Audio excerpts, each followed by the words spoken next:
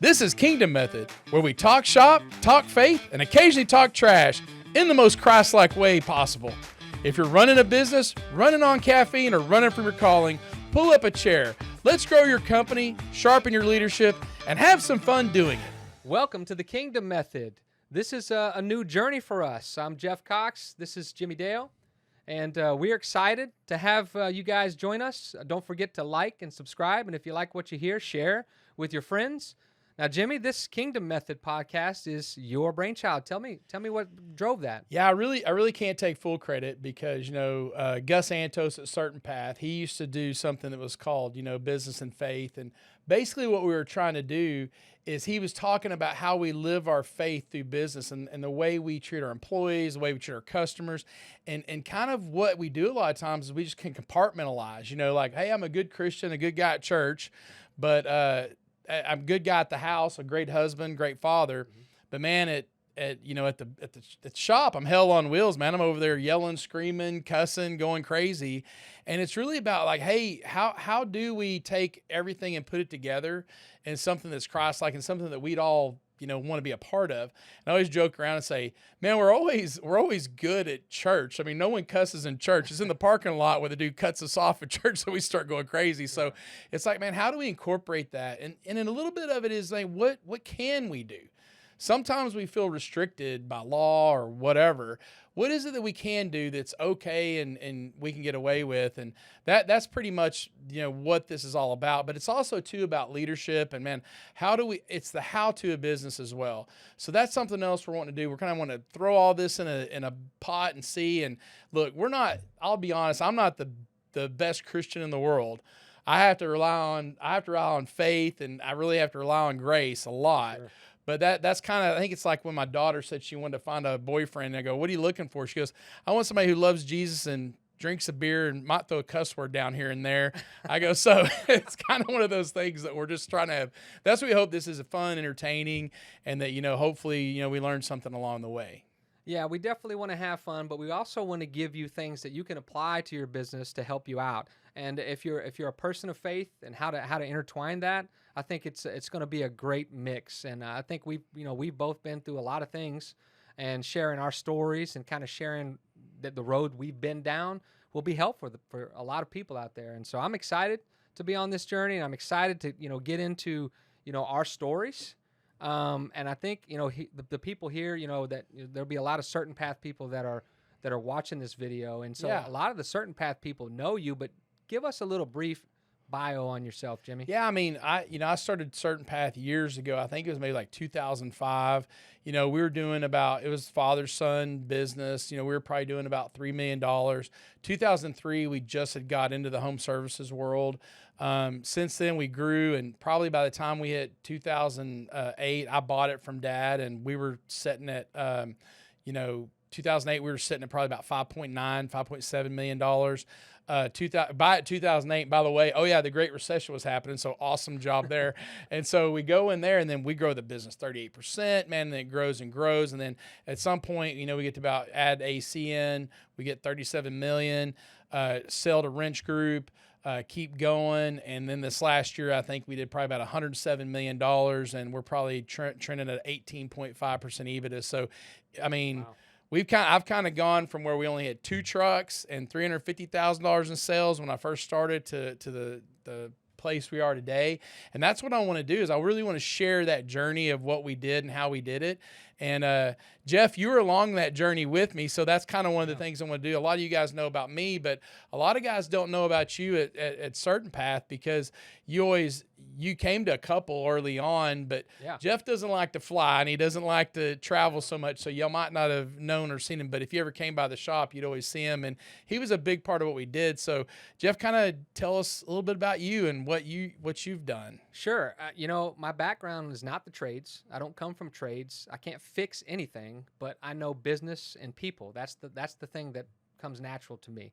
And actually, we were at 24 Hour Fitness in Rockwall, and you were telling me about some of the things that you were experiencing, some troubles, some problems you were having at the business, and I was just talking to you, giving you some solutions, and thinking, hey, Maybe if you need some help, let me know, because my background's technology. I worked for AMD, the computer chip maker, and then I went to work for another friend of ours, Mike Anderson at Enterprise Mobile, that was backed by Microsoft at that time.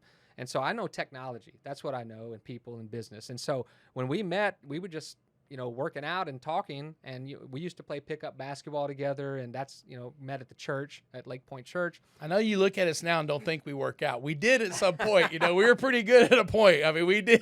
Yeah, we did, and that's the truth. It's like, man, I think that it's as we get older, it's way more difficult. But that was 2010, and I came to you. You offered me a job, and listen, I took a step of faith. Taking that job, I took a little bit of a pay cut because I believed in the mission, and I believed in what the vision that you had. And I came and joined in 2010. I think we were about 8 million at that point. And my first job was, let's get the cost under control with materials. At that point, we were at 17, 18%. It was fluctuating month to month. It wasn't consistent.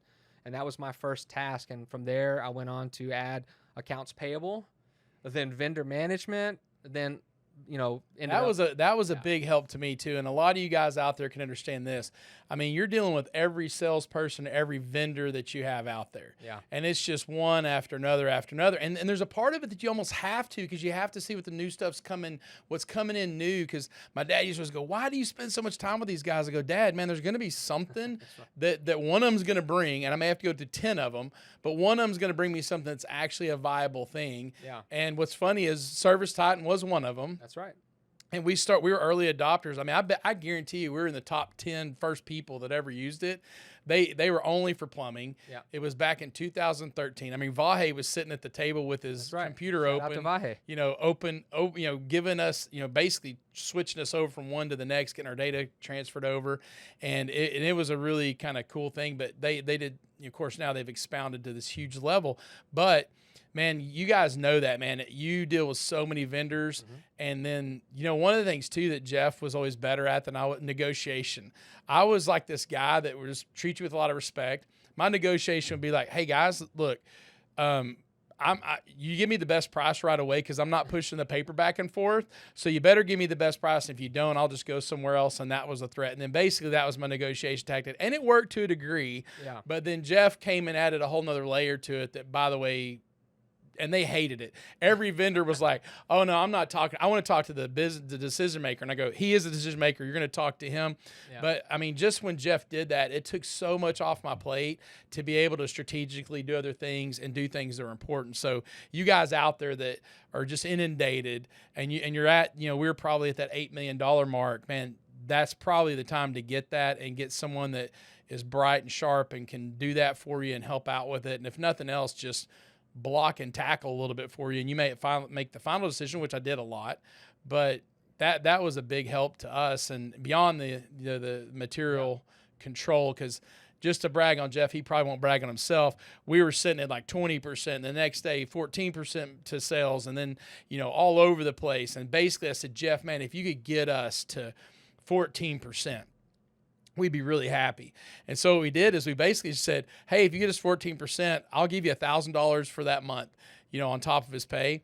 And what was funny is, if you get us I think was it half a percent down, you got another $1,000. So at a point in time, Jeff got us down to 11.5%. That's right. And I was happy to pay that bonus every month, because my gosh, we were saving hundreds of thousands of dollars. Yeah. So I just want to kind of add that into Jeff's story, but continue on, because you have more to that than just that. Yeah. And I remember, at that time we had 24 trucks and something like that. And it was all plumbing at that time. And then our first goal was, let's get the cost under control. And then how do we get to $1 million a month?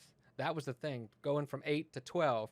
And then the next step was, okay, how do we get profitable, right? And all that together, because growing takes some investment, right? Yeah. And you were always big in marketing, and when the recession came, you put money in while others were pulling out, and I think that really lit the brand on fire for Baker Brothers. Yeah. And I'll tell you, I felt right at home. I know I said I took a pay cut. That was the investment I made, because I believed in what we were doing and knew that we would together we I'm could not get it sure done. after his bonuses he took a pay cut. No, though, I did guys. not. I did I'll be not. honest. And that was the gamble. You got to gamble on yourself sometimes, right?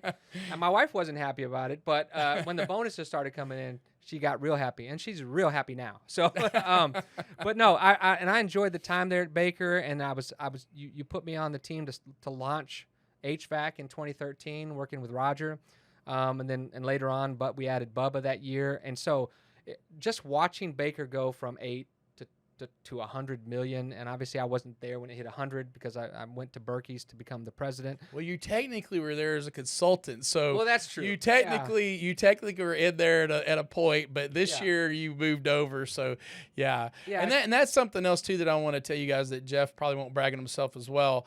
He went into one of the businesses at a point it was really great, and then they kind of made a not an ownership change, I'm sorry, but a president change. Mm-hmm. And in the interim of that, it got in the ditch a little bit. And what I was really proud about Jeff, it's one thing to like mentor people and raise good leaders, but it's another thing for them to actually go in and get into the fray. And you basically took it and you pulled it up out of the ditch. And then the wrench guys gave you a bonus that was to the EBITDA number. Yeah. And let me tell you something, guys. He made him choke on that bonus. He had a bonus that was, his bonus, he called me and told me his bonus, like, God, I think that's more than I made. My gosh, like it was crazy, but it was well deserved.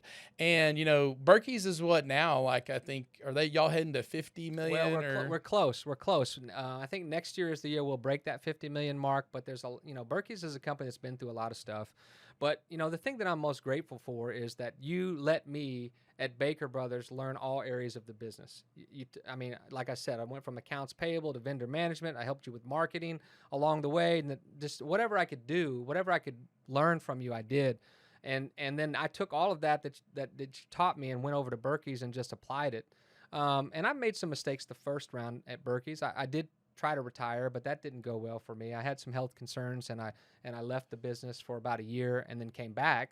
As you stepped away into your consulting role. Yeah. So we've been kind of down the road together and back, and I'm excited about sharing all the things that we learned together and helped each other with the people out there. So I think we can really help them with their businesses, and those that are haven't reached the $20 million mark. There's a lot of things that we tried and didn't work, and we could tell you, hey, don't do that, and timing is everything. And so I'm really excited about how to get these companies to listen to the things that we did, trial and error, and all the successful things we so that's something else too. So that was kind of one of the things we want to talk about is like, hey, so let's kind of start back at Jeff comes to work here. We're sitting in an $8 million business, that basically just the year before was like a under $6 million business, and now we're at an $8 million business, and all the growth and the pains and the good and the bad, so that was kind of, the things that we wanted to talk about to share with you guys about, man, how, I know some of you guys might not be there, but it's one thing to talk about it and go, oh, sell more, make more money. There's a lot of these guys out there. I'll call them the false prophets. And because we're talking about, a kingdom-based thing, I go, we'll spell profit, Profit. So it's like there's so many of these guys out there that are all over the internet and all over social media talking all this stuff. But at the end of the day, man, it's just empty. It's just big stuff. We want to give y'all functional things that y'all can grab and hold on to. So at the end of this, what we want to do every time is, and I want to tease this a little bit, we're going to give you a methodology of execution today. It's something that I think every company needs to do, and it's something that we all miss in parts of our meetings. And so what we're going to do is we're going to give that to you at the end, but we want to kind of go through like, look, we all need to understand that we almost all go through the same process from one to the other. Some people may never get to $8 million, and that's fine. Mm-hmm. Be where you're at and be who you're going to be. But the guys that want to get to 10 and the guys that want to know what we did, if nothing else, you can learn from our story. If you're sitting at $2 million, we're probably going to tell a story that just rings true with you. That you go, man, that's something that I could do, that I could make a difference and change. So one of the things, like, I'll throw it back to you, Jeff. What do you think when you walked in? What do you remember? What are the stories you kind of remember of us and the battle we were fighting at the time when we were $8.5 million and what we were trying to do? Yeah, I think the thing that is crystal clear in my mind from the first day I walked in. Now, listen, I was a little nervous about coming to Baker Brothers. First of all, the street name that it was on was Delito. And a lot of times that got mispronounced when people were calling, vendors were calling. Every phone call, excuse me, it was, hey, 3520 Delito, Dilido, and then the guy go, or I just spell it out, and they go, they try not to laugh and try not to say it, and I go, hey, whatever. Yeah. And by the way, we were over in the hood. Yes, and I was going to tell you that. My first day there, driving down Delito, gunshots were going off in the apartments across the way. So I was like, what have I gotten myself into, man? But no, got to the office, and, the thing that I think that was interesting is I didn't have the history of what you guys have been through. And, you bought the company from your dad, and, and I do remember one day we were playing basketball, and the conversation we had before I got to Baker Brothers was, hey, I'm thinking about buying this company from my dad. And kind of helping you settle, the pros and cons of that. Like, hey, well, what do you want to do with it? And I think that once you purchased it and you had a vision, I think walking in there, you sold me on your vision. Hey, this is what I want to do, right? And so my first impressions were, we got a lot of low-hanging fruit here. Honestly, we've got some controls we can put into place with materials that can really save us some money quickly, and we did. And so my first impression was, there's a lot of low-hanging fruit here, and I can really help you out. And I want to expand on that. Yeah. I think so many times what we do is sometimes we get a ladder and we climb to the top of the tree to pick an apple. Yeah. And I remember a conversation I had with one of the guys that was leader at the time. He was upset. We were having a disagreement, and I go, look, man, you're climbing to the top of the tree to get this apple. Man, we just need a basket, and let's collect the apples that are on the ground, much less the low-hanging fruit. Yeah, you're tripping over fruit on the ground. Exactly, Yeah. And I think that's what we do all too many times. We try to do the most complex things, and I go, you're going to know this in this podcast, I'm a keep it simple, stupid. That is, for me, KISS is what we should do in everything that we do, from our customer experience to everything else. And I will say, that was one thing that, and I do appreciate you talking about the vision, because this is something that I think we all need to do as owners and leaders in the business, is we have to cast a vision for our people and our customers and our employees about what we're trying to do and why we're trying to do it and how we get there. And that I always tell everybody, I go, hey, I don't care how you do it, as long as you are within the core values and the morality. Like those two things. Right. But I don't care if I do it one way, you do it different, as long as it gets done.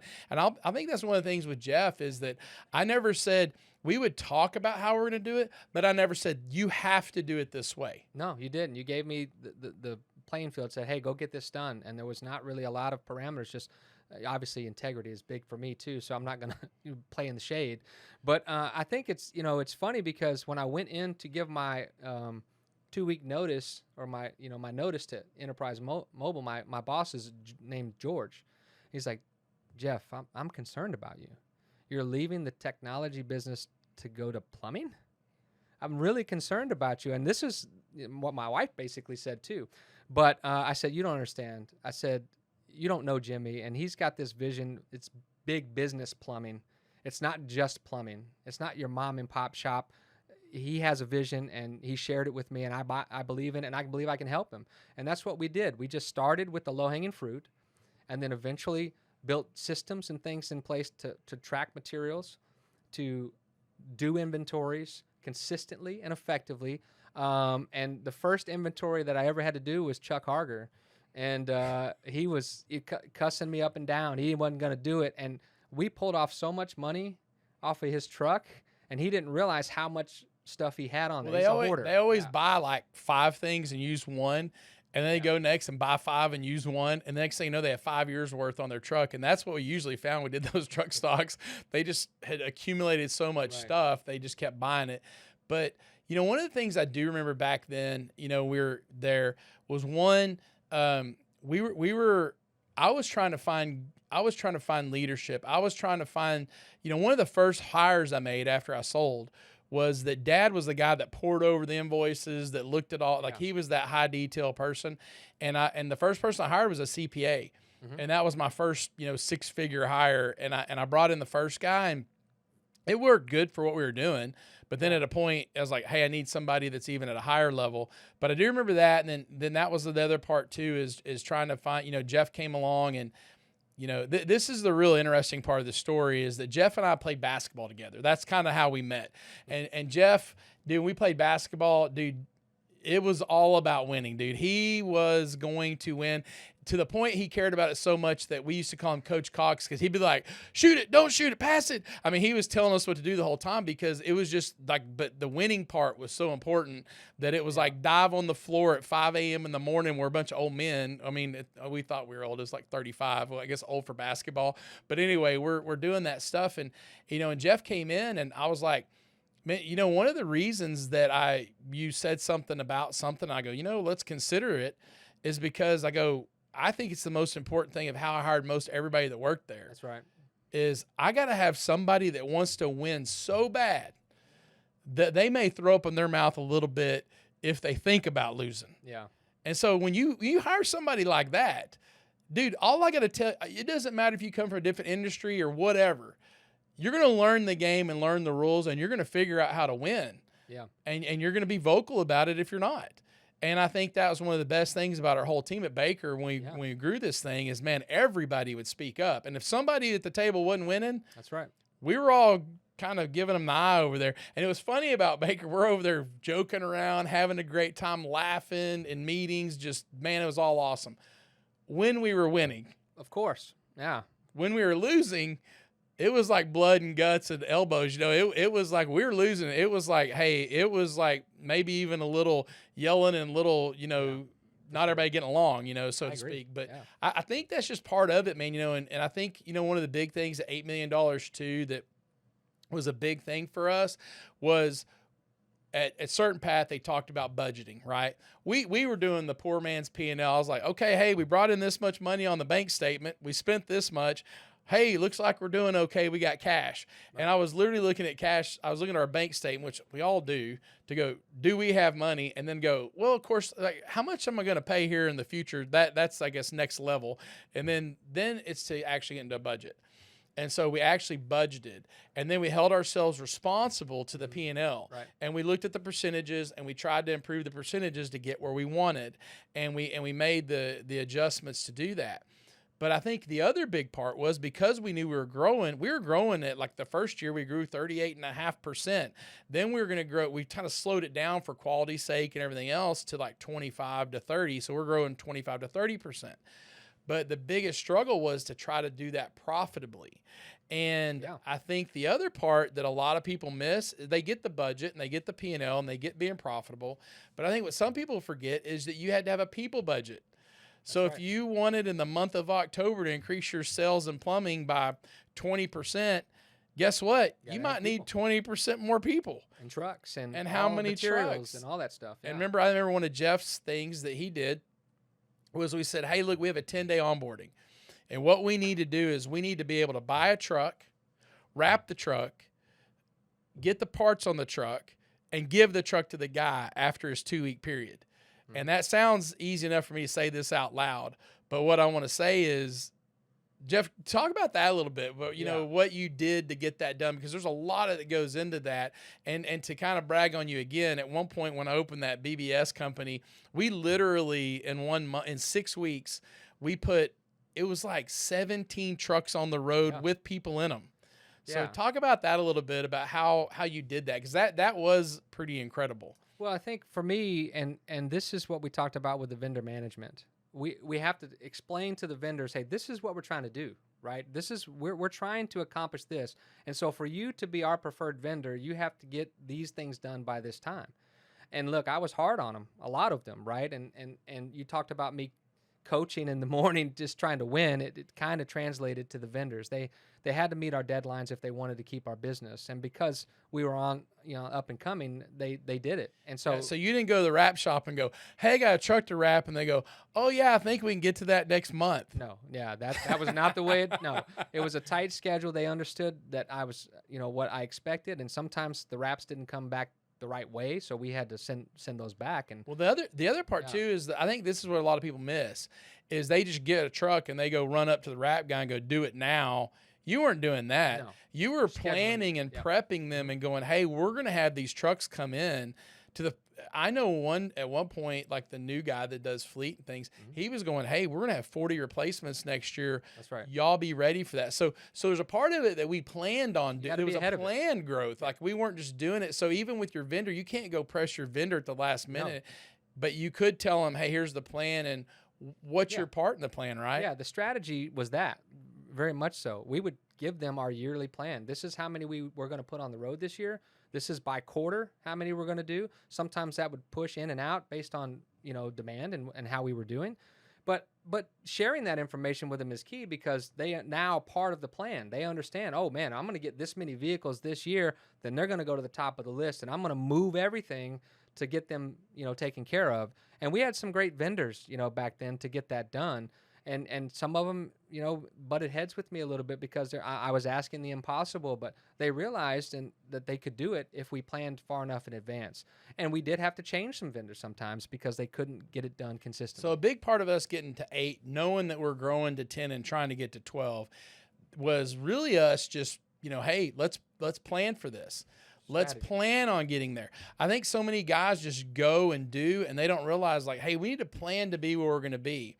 And there's something that I used to always tell you guys. I remember we were at $20 million.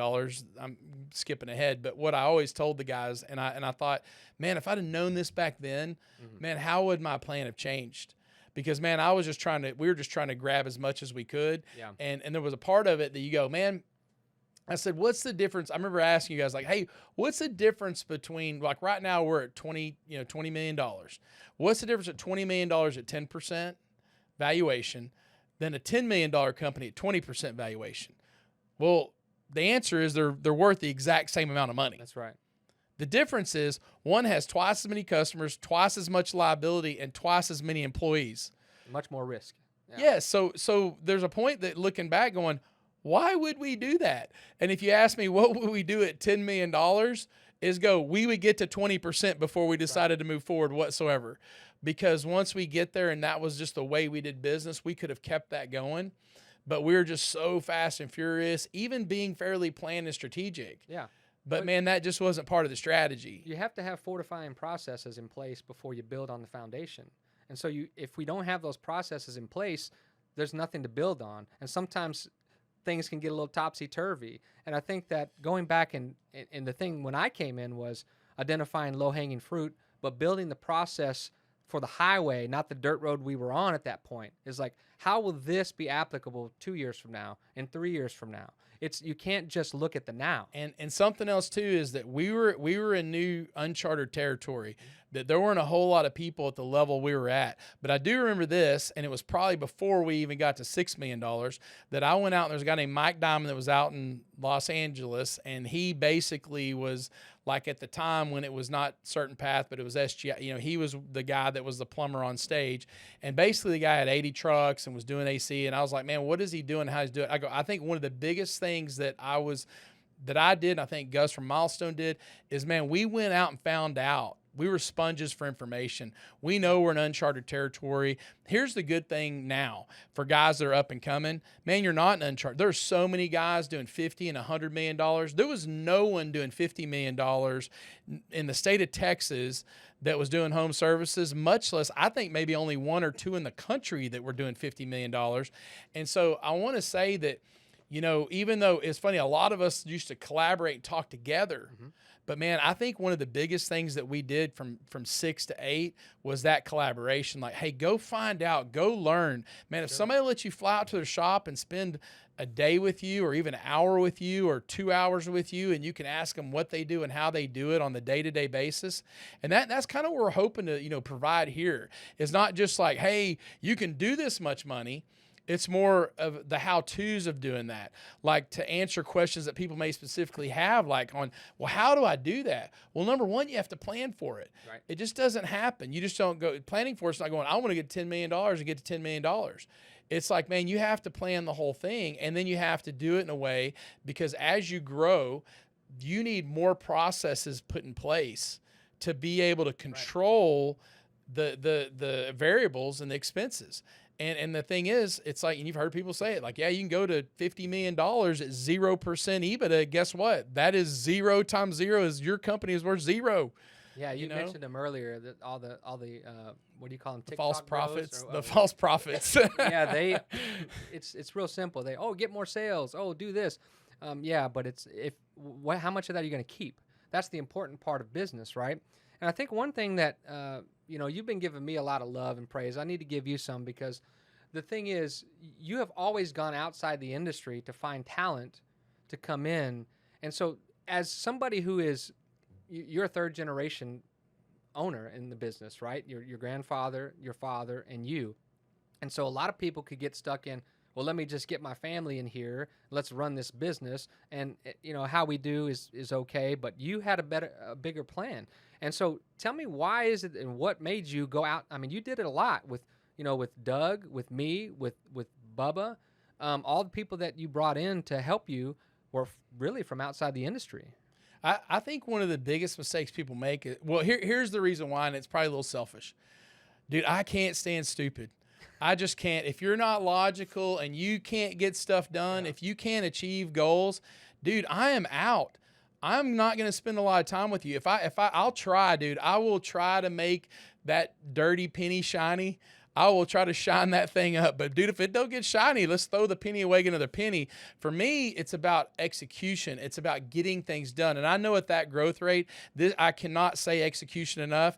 Execution, execution, execution. If you do not execute and your team does not execute quickly, you will get left in the dust and you will not get where you're trying to go. And so I want to say is, like, you have to have that discipline within the business to execute. And if you just don't, you're making the biggest mistake ever. And if you got, a brother working in the business and he's not executing, you need to go find somewhere for him to sit or to get him out of the business. Yeah. And I'll be honest, like, the funniest thing is when I had guys that are from actually corporate America come in, the first thing I want to do is come to my office and go, man, Jimmie, that's a great looking shirt you have. I go, it looks like all the other ones I wear, bro. I cannot stand the butt kisser. I go, will you please get out of my office if you're going to, what do you want? And I go, and here's what I tell them. I go, look, dude, I don't like that, but here's what I'll tell you. If you want to be my best friend, if you want to go have a beer and let's go watch the game and do all that stuff, I want to warn you against this. I will fire my best friend, my family, my wife's family. But let me tell you something. I can work with somebody I do not like and just don't want to hang out with. But if they execute, that is above all else. Right. It is where so we are all on this boat together. So just what I want is this execution. But what I do know is this, and I used to always tell y'all this. Look, we're on this big air-up boat. It's this Baker Brothers lifeboat. Yep. And all the people inside we care about, we want them to be successful. Well, then we look over, and here's Grandma, and she's got like a freaking pocket knife, and it's an air-up boat, and she's like making a sharp stick over there. And they're like, hey, Grandma, put the stick and the knife down. Please put the stick and the knife down. And Grandma doesn't do it. Grandma, we love her. We love Grandma. I want to Grandma. She's out of the boat. She's out of the boat because we have 100 people in the boat, and we got to protect the other 100 people. And I want to say this. I think the biggest thing at the $8 million area is where you start to understand, and you should. And this is a game changer for everybody listening. Get rid of the people that aren't executing. Give them a chance. Yeah. Be fair. Come to them and say, I know I haven't expected this of you, but this is the new expectation. And I need you to get this stuff done. And if you're not able to get this stuff done, let them know in the write-up that we're not going to be on the same team anymore. That's right. The biggest problem is that everybody just soft write-ups. I really don't like the way you do it. And they're like soft and wimpy. And hey, look, guys, to be a Christian, you can be a strong man. Accountability. Yes, and you can be strong, and you can go, hey, look, and it's only fair to people. If you go and let someone go, and they're surprised by it, and they're crying, that's terrible. They should be so aware of you did not achieve the goals, and then thus you got to go. But here's what we do. We hold on to them for about 2.5 years. Mm-hmm. That seems to be the average. Before finally they either leave on their own or we decide that we've had enough. Yeah. And the problem is you've let that person, the C player, work along your A and B players for freaking 2.5 years, and every day they're at work. And let me tell you guys something, y'all will all agree with this. Every single time you let that person go, what did everybody in your company do? Well, they do, Jeff. They do Yeah. it to you. Yeah, they do. It's like, They oh tell you man. all the stories. Yeah, oh man, I can't believe that we're much better without that Thank person. God This, you yeah, did thank that. goodness. Oh, thank Yeah. you. So I think one of the biggest things is to start going, hey, because there are people that go, oh, I care about if I like them or not, and if they're gonna, do whatever I can do. If you get your job done, I love you as an employee. You do have favorites, the guys that get things done. And One do of it my the right favorite, way. my favorite is the guy that just says hi and bye to me as we go across to the coffee thing, and he just goes and does his job, and I don't have to touch him. That's the best guy ever. I go, but to be honest, man, this execution thing, we have to paint a clear vision, we have to paint a clear objective, and then we have to go execute that objective. And if you're not going to be able to do that, if you can't execute and you can't move forward, then you need to stay where you're at. Yeah. And there's nothing wrong with that. There are people that I would tell all the time, dude, you're doing like, $6 million and you're making $550,000 and you're putting $1 million at the bottom line. I go, dude, I'm not sure I tell you to move on from that. Yeah.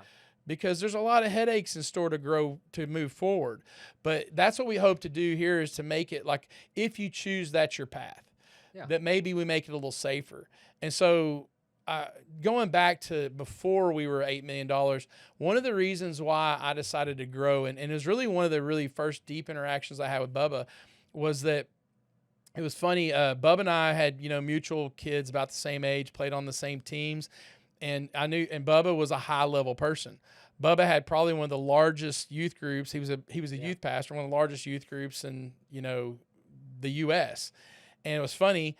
I went to him for counsel because I was about mid-30s, and I was like, dude, I figured this out. Like, I actually it got boring. Like, I was just trying to make money because that's the way I thought this was. And so I'm trying to earn money. And it was funny. I got burned out. Mm-hmm.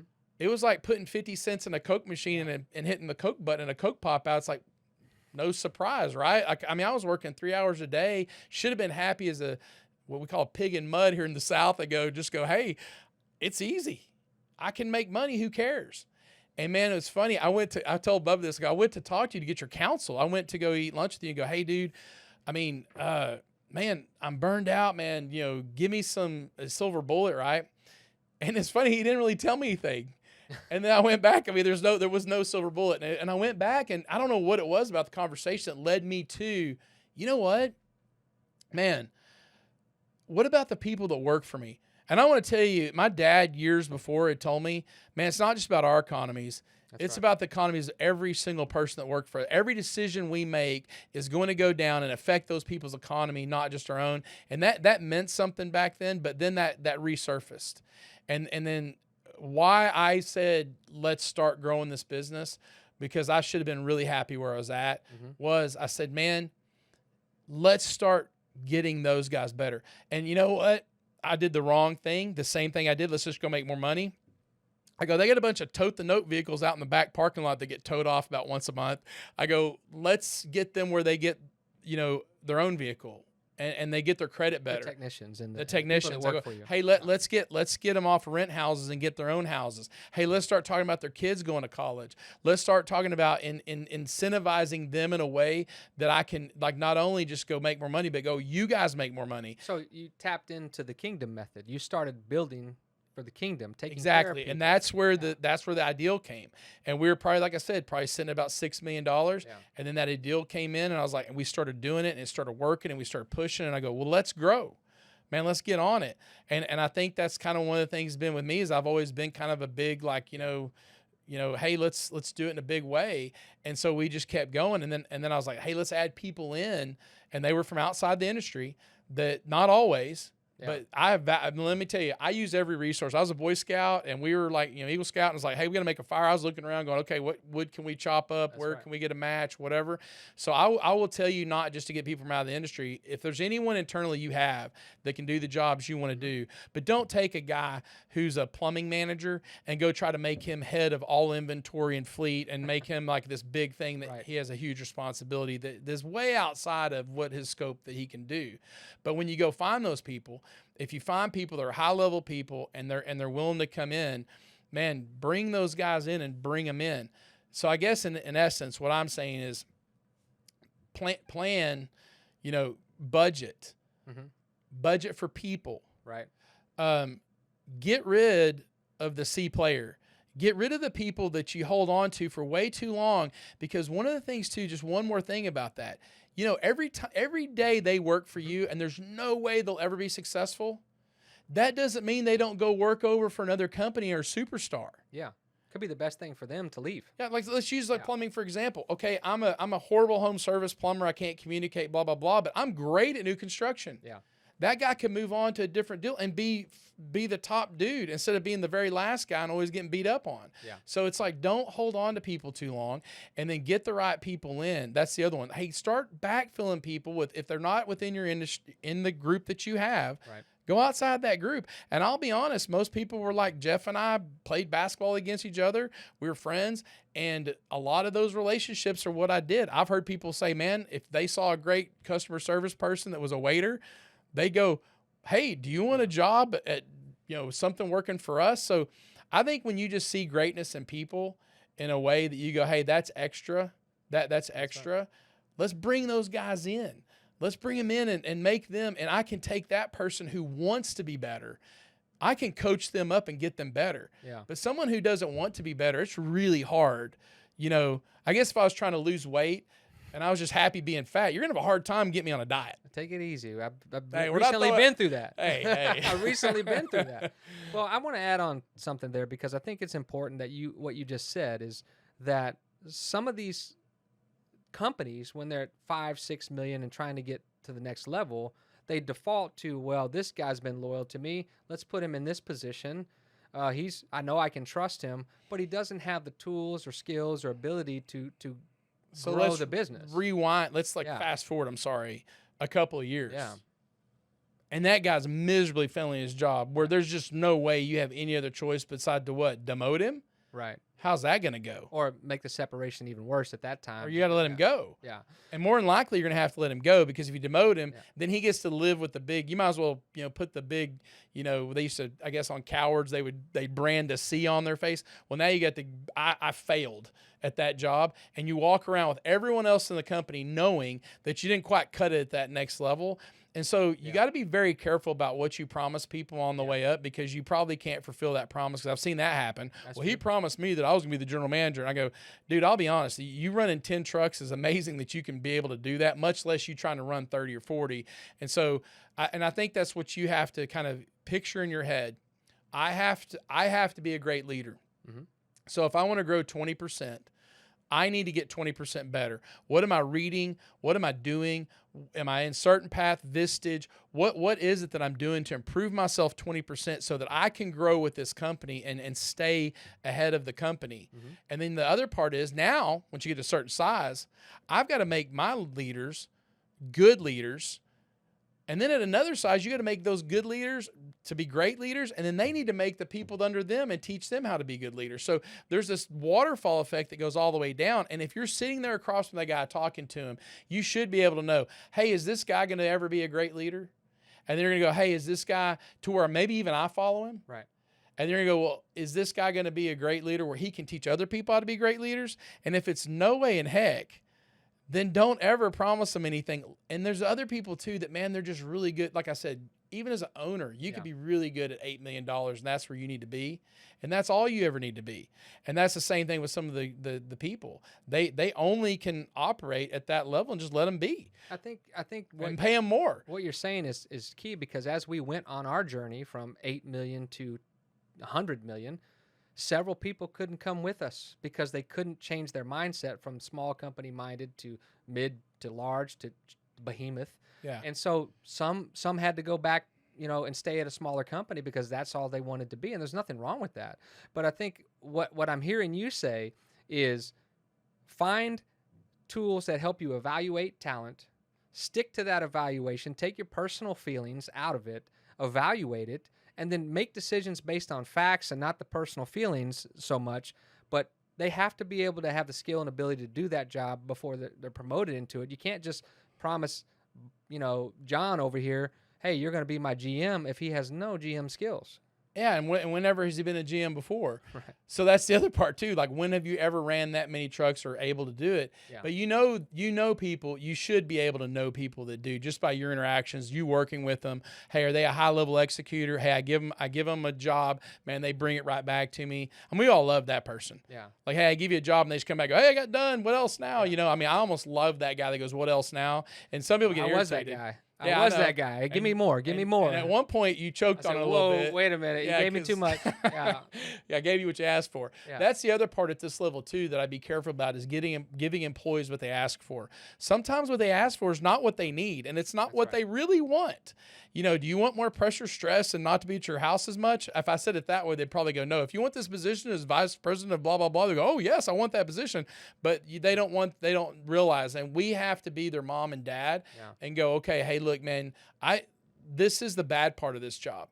And we need to understand that I don't know if this guy can handle this job. So no matter how much I love somebody or care about them, loving and caring about them doesn't mean put them in positions that they're not prepared for and to fail. Yeah.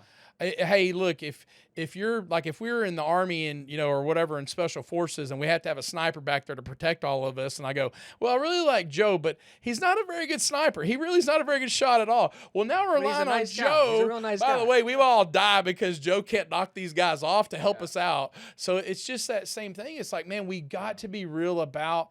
We got to take the emotion out of it in a degree. And I'm not telling you to be an emotionless leader. I'm not telling you about just facts only, sales only, numbers only. But what I am saying is, man, we have a responsibility not to put people in a situation they shouldn't be in. And one, they'll fail. Two, we'll have to pull them back or get rid of them. And it's like, man, just put people where they're at. Like, I think we should all grow people and grow them. But if we see that you're just where you're at your ceiling, we got to just call it a spade. And like you said, man, guys went off and did other things, and they left and went into smaller businesses. And the people that were on the executive team, they all drove forward and pushed forward. I had 15 different jobs to go. So from $4 million to $8 million, my job looked a lot different. Yeah. And here's what I want to say too about that growth as you're an owner. If there's people that love to come in and every day is the same, they like to come in and like, here's a red button and this is what I do. I push this red button every day. And that's what I do. It's safe. It's controlled. I love it. Yeah. And I can tell you there's culture indexes. I go, this is a button pusher guy. They love it. They're great for part of the business. They're great with culture. By the way, they do their job every time. They love the system and process. The problem is the button turns green or you add a blue button. They're like, oh my God, it wrecks their world. And so the problem is, as you grow like this, you're this fast growing business. If you got a guy that does that, there's a place for them, but it's not on the team that's like ever changing and ever growing and their job's just completely different all the time. That's just not the spot. So that's something I think that we, sometimes forget. But at that level, the guys that were the button pushers or the guys that only did their job, like there's some of their guys that go, man, I manage this and this is my job every day. And say you gave them something different, go, hey, let's do a new price book. Let's go in there and do that. Dude, you freaking, that price book would never happen. Now they're executing at a very high level of their job that really is their job description and meant to do. But the sideline job, they're not ever going to get that done. And the faster you go, hey, we don't fire the guy because he can't do that job. We go, hey, let's give that job to someone else that will do these out of the box executions, but he's executing every day and doing a fine job at that. I like the guys that get mad. Like there's let's say a plumbing manager for Baker, there's 5 jobs. One of the guys was the best at the main 3, but he was terrible at the other 2. Mm-hmm. And I was just like, so what, like let him go? No. Right. He's awesome at the other 3, which are sales and margin and retaining his guys. Yeah. Which is probably one I care about the most. But 4 and 5 were important. So what we did is we just took his dispatcher, was kind of his assistant manager, and just go, hey, we'll pay you $2 extra to do those jobs for him. Right. Yeah. And I think you have to. You got to. The talent has to decide where they go, and they have to have a growth mindset. They got to lean forward and want it too, right? And I think, man, we've talked a lot about execution, and one mistake that people make is trying to do too many things at once. When you're talking about, we've got all these things to do. And one of the things, and I don't know if we got time to get into this now with this execution with the W3s and things of that nature, but when you are at your level and you're trying to get this done to grow to the 25% or the rates we were growing back then, a lot of things can slip through the cracks. And so one of the things that I don't know how long we got. We've been Yeah, talking a lot. we can talk about the W. I think we need to Yeah. talk about those. Is Okay. that we really got to give them, hey, here's something you could take Yeah. home and do tomorrow. So you hired a consultant from Gazelles. Yeah, Um, Tom Meyer. yeah, good old Tom. And one of the first things he introduced was the W3s, the who, what, when, and it transformed our meetings to go from we're just talking about issues and problems and wins to all right, who's doing what and when are they going to get it done by? Yeah, here was the biggest thing, and this is what he basically came out and said.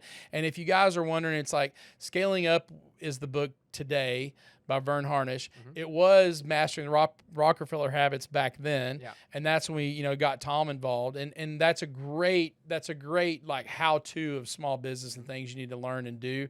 But basically, at the end of the day, the W3 was this. We usually have a meeting, and I go, hey, who wants to go look for the new building that we need to buy? Jeff raises his hand. I'll do it. And so we go, we know the who and the what. Jeff is going to get a new building. This is the one that we miss. When? When are you going to get that done? And then the accountability of when. Because even if Jeff goes, hey, I should get that done by the end of the month. Well, next meeting, we forget about that. So I think the way to really get this, kind of draw this in is what we do is we actually had, a person that was the scribe of the meeting. And they had a sheet of paper that was W3s. Tracking them. Yeah. And they tracked them. And what's really cool now is in Copilot and stuff like that, if you record your meetings like on Teams or whatever, it'll automatically give you who and what's in that as well, though. But we always tracked them. And what happened was we go, Jeff, okay, so when can you do the building? And he goes, well, I'm going through this and that, and I'm doing these projects. But you know what? I think I'll be able to get it done midway through next month. And so we go, okay, so you think, I don't know, January 15th, you'll have it done? Yeah, sure. So we put down January 15th. And then what happened is every time we went to the next meeting, did you get that we done? look through those things and go, hey, where are you tracking? See, we're in the next meeting, so we're not there, but we're a quarter of the way there, for instance. So where are you tracking? And Jeff would say, well, man, I did this. I met with these guys. So, man, I think we're halfway home. Yeah. I think we're halfway home on that. Okay, cool. We may get to someone and go, man, I've had this new thing come up, and man, we're trying to do a service type implementation, blah, blah, blah. We can't get it done. Well, hey, so what we do is we might take that off of that person, put it on someone else. That's right. And so it's not this hard deadline where, hey, you're getting fired if you don't do it. But what it is like, hey, well, what's getting in the way? Because you go, well, I've had to really run in. I've only got 10% way because, man, I'm the real estate guy won't call me back. Right. And so then it's like, okay, you have a barrier now. And I'll be honest, most good employees, what happens is they go to do the project and the barrier gets in front of them. Mm-hmm. And it's like, well, you got to get, like for me, it's easy. Do you run through it, over it, around it, dig under it? I don't care. Whatever, we got to get that out of the way. And I'm good about figuring that out, but not all guys are.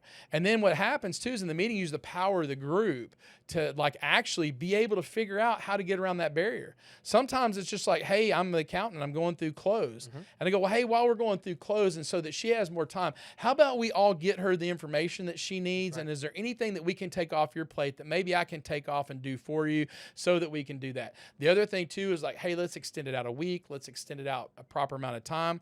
But what happens is execution happens and there is an accountability to it. Right. And what happens in the group is you look around. Who's getting it done? Who's not getting it done? Dude, we're all doing our stuff and this dude over here is not. And so the group will self-regulate to a degree. And so what I want to say is this is called W3s. It's like, if you want to go the most simplistic way, get a piece of paper and write W3s on it, and every meeting go, who's doing that?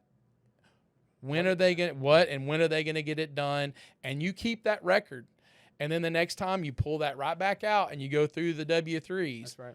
And then but it's just it's a standing thing, and it's not a new sheet of paper every time. It's a standing thing that you add to, and it's just that same piece of paper. And then what happens is you'll get something done by the time you expect it, and you'll be able to help people get things done because they'll ask for your help. So I think that's what we want to do, and we want to tease forward a little bit on what we're going to talk about next because we talked about the W3s and it really had to do with meeting. The next thing we're going to do, the next podcast we're going to do is about meetings and communication and meetings that are valuable, meetings that are good, meetings that make a difference, meetings that aren't too long. Yeah, newsflash. We don't have meetings just so the leaders can talk. Yeah, You know? yeah, and let's pontificate about it's like a filibuster, not so much a meeting. I But think we're both guilty of that. So oh, sometimes. 110%. Look, hey, I'm not throwing rocks and I live in a glass house. This is the alcoholic telling you how not to drink. I guess I don't know, but I was really bad about it, and I'll talk about that next time. Yeah, let's save that for next week. We'll talk about how terrible I was, and but man, we really had a great time here. I hope everybody learned something. And Well, one thing before we go, this Santa winking at me has been distracting me the whole podcast. Do you want to show the world your shirt here, Jimmy? I need to see what that says. so It says, "Ask your mom if I'm real." Santa Claus thing. It says, "Ask your mama if I'm real." And I just want to let you know, this is the part I was telling you about the grace I need. Yeah. This is the stuff. Thank and goodness for grace. I'm not you're not off the hook, because Jeff, who might be one of the most straight-laced people I've ever met, he, by the way, brought the your mama joke back to For a Baker little while. Brothers. Yeah. And I want to tell you the reason this shirt came up is because when I bought his shirt on Facebook that said Santa used to say hey hey hey until he met your mom. When I bought that for him, this one came up. So I was like, hey, I'm going to get in the Christmas spirit and I'm going to do it. Hey, it's a little racy, but it was a big joke between Jeff and I. And it was awesome. what kept levity at Baker Brothers. We laughed about stuff all the time and had a good time, but all in good fun and joke and nothing serious. So, Well, man, look, I've had a blast on this podcast today, and I can't wait till the next one. So don't forget to like and subscribe and share the videos. And Jimmy, man, thank you for putting this on and having this idea so that we can, share our stories with the world. And until next time, we'll see you later. thanks, guys. Appreciate it.